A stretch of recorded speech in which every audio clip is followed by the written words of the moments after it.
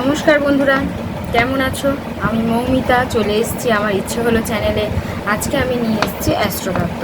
তো অ্যাস্ট্রোতত্ত্বতে আজকে যে টিপসটা আমি দেবো বা যেটা আমি দেবো হয়তো তোমাদের সবার উপকারে লাগবে। অনেকেই আছো যারা এই টিপসগুলো বা টোটকাগুলো তোমরা ব্যবহার করো। তবুও আমি তোমাদেরকে এই টিপসটা দিচ্ছি যে তোমাদের হয়তো অনেকেরই জানা নেই, তো সেই জন্যই আমার এই টিপসটা দেওয়া। তো সবার আগে যে কথাটা আমি সবসময়তেই বলে দিই বা বলে রাখি, সেই কথাটাই আমি আজকে তোমাদেরকে বলে দিচ্ছি। আমার চ্যানেলে যারা আজকে ফার্স্ট টাইম দেখছো তারা তো অবশ্যই সাবস্ক্রাইব করবে, পাশে থাকা বেল আইকনটা তোমরা প্রেস করবে। কিন্তু যাদের অলরেডি সাবস্ক্রাইব করা আছে তারা লাইক করবে, শেয়ার করবে আর কিন্তু কমেন্ট করবে। তো চলো বন্ধুরা, আজকে আমি শুরু করছি আমার অ্যাস্ট্রোতত্ত্ব। দেখি তোমাদের আজকে আমি কি টিপস দিই। তো ভোলানাথ আমাদের জীবনে সত্যিই খুব গুরুত্বপূর্ণ একজন পার্সন, যা কৃপার হাত সবসময় আমাদের সবার জীবনে রাখে। তিনি আজকে বিষ পান করেছিলেন বলেই তার নাম হয়েছে নীলকণ্ঠ। তো সেই জন্যই শ্রাবণ মাস সবার কাছে অতি গুরুত্বপূর্ণ, অতি প্রিয় মাস। তো ভগবানকে আমরা অনেকে অনেকভাবেই ডাকি, অনেক ধরনের ডাকি, অনেকভাবেই তাকে আমরা কী করি, স্মরণ করি, ঠিক আছে। কিন্তু ভগবান যে অতি অল্পতেই সন্তুষ্ট হয়, এই আমাদের যে মহাদেব আছে, আমাদের ভক্তের ভগবান মহাদেব, এই মহাদেব কিন্তু অতি অল্পতেই সন্তুষ্ট। তার না তো কোনো রকম অনারম্ভের প্রয়োজন আছে, না তার কাছে কোনো রকম কোনো যে বস্তু চাহিদা সেটাও কিন্তু তার কাছে নেই।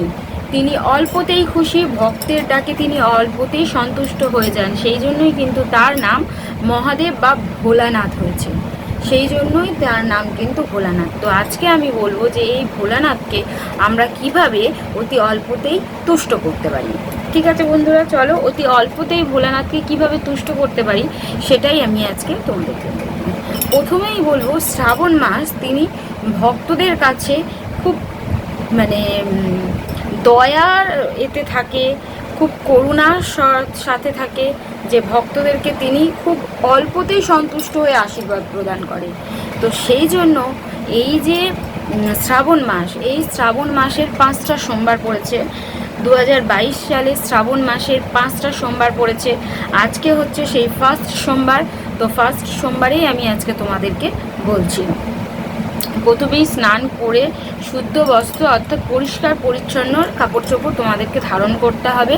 তারপরে যে শিবলিঙ্গ, তোমাকে শিবের আরাধনা বা এই শ্রাবণ মাসের কোনো কিছু করতে হলে তোমাকে প্রথমেই একটা বাড়িতে হোক বা কোনো মন্দিরে যেখানে শিবলিঙ্গ আছে সেরকম বাড়িতে তুমি যদি করো তাহলে বাড়িতে তোমার শিবলিঙ্গ থাকাটা খুবই জরুরি। তুমি যদি কোনো মন্দিরে যাও সেখানেও কিন্তু শিবলিঙ্গ থাকাটা খুবই জরুরি, যেহেতু তুমি শিব পুজো করছো। তো সেই জন্য এই শিবলিঙ্গের ওপরে প্রথমেই গঙ্গা জল দিয়ে দিতে হবে। সব কিছুতেই 4টে সোমবারে 5টা সোমবারে 5 ধরনের আমরা দ্রব্য দিয়ে আরাধনা করতে পারবো। কিন্তু সবার ফার্স্টেই গঙ্গা জল দিয়ে প্রথমেই শিবলিঙ্গটাকে পুরো পরিষ্কার করে নিতে হবে, ধুয়ে দিতে হবে। তার ওপরে আমরা কি দেব? তার ওপরে আমরা দেব বেলপাতা। যে বেলপাতার 3টে পাতাই, বেলপাতার তো 3টে পাতা, একটা পাতার মধ্যেই 3টে পাতা থাকে। তো যে বেলপাতার 3টে পাতাই পুরো পরিষ্কার পরিচ্ছন্ন থাকে, অর্থাৎ 3টে পাতাই পুরো ভালো থাকে, অর্থাৎ ওই হয় না ভাঙাচোরা এরকম, সেই রকম যেন না হয়। তার উপরে বেলপাতা দিলাম। বেলপাতার যে তেলা তেলা দিকটা সেটা কিন্তু শিবের মাথায় দিতে হবে। শিবের মাথায় দিতে হবে। দিয়ে তার উপরে আমরা দুধ দেব। দুধ দিয়ে আবারও তার উপরে কি দেব? গঙ্গা জল দেব। প্রথমেই আমরা গঙ্গা জল দিলাম, তার উপর বেলপাতা দিলাম, বেলপাতা দিয়ে তার উপরে আবার কি দিলাম? দুধ দিলাম। দুধ দিয়ে আবার গঙ্গা জল দিলাম, যাতে শিবলিঙ্গটা পুরো পরিষ্কার হয়ে যায়। আর এই রকমভাবে যে প্রত্যেকটা এই যে প্রসেসগুলো করছি, গঙ্গা জল ঢালা থেকে আবার গঙ্গা জল ঢালা পর্যন্ত প্রত্যেকটা সময়েই কিন্তু ওম নমঃ শিবায়, ওম নমঃ শিবায়, ওম নমঃ শিবায়, এই যে বাক্যটা কিন্তু সব সময়তেই বলতে হবে, যেহেতু আমরা শিব আরাধনা করছি, সেই জন্য নমঃ শিবায় নমঃ শিবায় নমঃ শিবায় ওম নমঃ শিবায় কথাটা সবসময়তেই মাথায় রাখতে হবে বা মুখে বলতে হবে। হয়ে গেল শিব, প্রথমেই আমরা বেলপাতা দিয়ে দুধ দিয়ে আবার জল দিয়ে পরিষ্কার করে নিলাম। তারপরে 4 বারে, যেহেতু 4টে, কেউ কেউ কী করে আবার দুধ, দই, ঘি, মধু এগুলোও দেয়। এবার বলি, যারা শুধু দুধ গঙ্গা জল দিয়ে পুজো করবে তাদের জন্য আগের প্রসেসটা ছিল। এবারে হচ্ছে যারা সমস্ত কিছু দিয়েই পুজো করবে, প্রথমেই বলি তাহলে তাদের জন্য প্রথমেই গঙ্গা জল দিয়েই পরিষ্কার করে নিতে হবে, তারপরে বেলপাতা দিতে হবে। বেলপাতাটা যেভাবে প্রসেসে দেওয়া ছিল ওই প্রসেসেই দিতে হবে। তার উপরে দুধ দিতে হবে, ঘি দিতে হবে, মধু দিতে হবে, দই কিন্তু লাস্টে। ঘি দিতে হবে, মধু দিতে হবে, দুধ, তারপরে ঘি, তারপরে মধু, আর দই কিন্তু লাস্টে দিয়ে তার উপরে আবার গঙ্গা জল ঢালতে হবে। তার উপরে আবার গঙ্গা জল ঢালতে হবে। গঙ্গা জলটা দিয়ে পুরো শিবলিঙ্গটাকে পরিষ্কার করে দিতে হবে। শিবলিঙ্গের মধ্যে কোনো রকম যেন কোনো কিছু না থাকে। তারপরে তুমি নানান ধরনের ফুল দিতে পারো, যেমন অপরাজিতা ফুল মানে নীলকণ্ঠ ফুল। নীলকণ্ঠ ফুল কিন্তু শিবের অতি প্রিয় একটা বস্তু। যেহেতু তিনি এই শ্রাবণ মাসেই গরল পান করেছিলেন, তাই তার নাম নীলকণ্ঠ হয়েছে।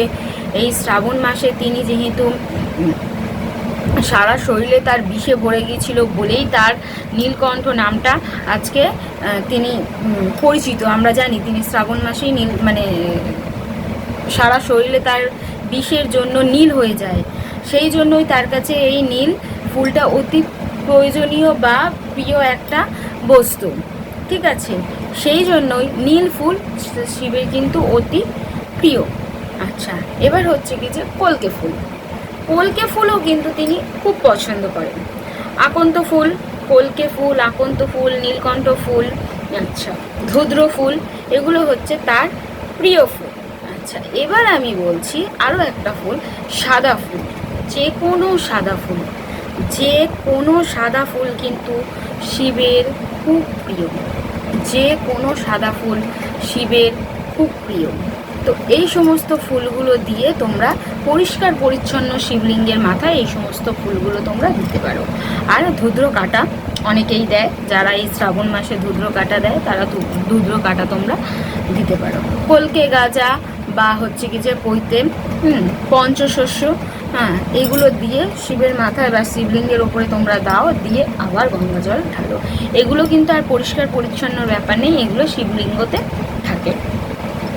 এইভাবেই তোমরা, এবার আরও একটা কথা বলি, এইভাবেই শিব পুজো তো করতেই হবে। তাছাড়া ধুনোর গন্ধ কিন্তু শিবের অত্যন্ত প্রিয়। ধুনোর গন্ধ হচ্ছে শিবের অত্যন্ত প্রিয় একটা সুগন্ধি।